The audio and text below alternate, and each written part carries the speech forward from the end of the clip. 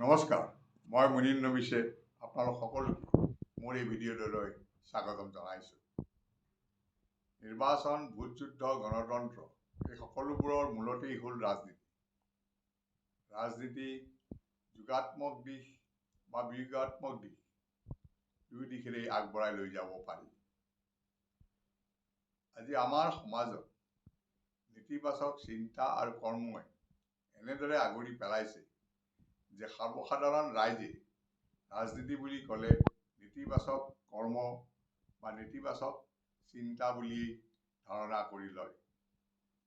এনে এক ক্ষণত মই আজি আপোনালোকৰ সন্মুখত এক যোগাত্মক ৰাজনীতিৰ কথা ক'বলৈ ওলাইছোঁ।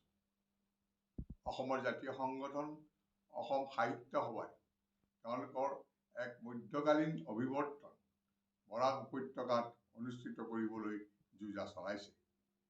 সভাৰ এই পদক্ষেপ তথা সিদ্ধান্ত আমি আদৰণি জনাওঁ। অসমৰ সৰ্বাংগীন উন্নতি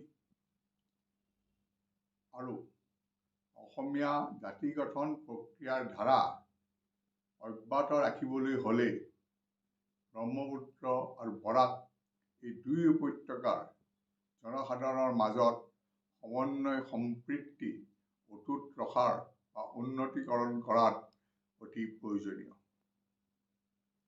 দুই উপত্যকাৰ মাজত সময়ে সময়ে কিছু সংঘাত ঘটিলেও আমি সেই সংঘাতক কেতিয়াও চিৰবৈৰী ৰূপ দিব নোৱাৰোঁ।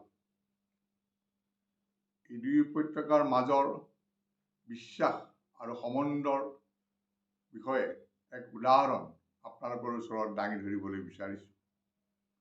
অসমৰ তৃতীয়গৰাকী মুখ্যমন্ত্ৰী স্বৰ্গীয় বিমলা প্ৰসাদ চলিহাদেৱ বৰাক উপত্যকাৰ বদৰপুৰ সমষ্টিৰ পৰা নিৰ্বাচিত হৈ অসম বিধানসভালৈ আহিছিল। আজিলৈ বিদায় লোৱাৰ আগমুহূৰ্তত মই আপোনালোক সকলোকে অনুৰোধ জনাম যাতে আপোনালোকে মোৰ এই মন্তব্যবোৰৰ ওপৰত পৰ্যালোচনা কৰি আপোনালোকৰ বহুমূলীয়া মতামত আগবঢ়াই যায়।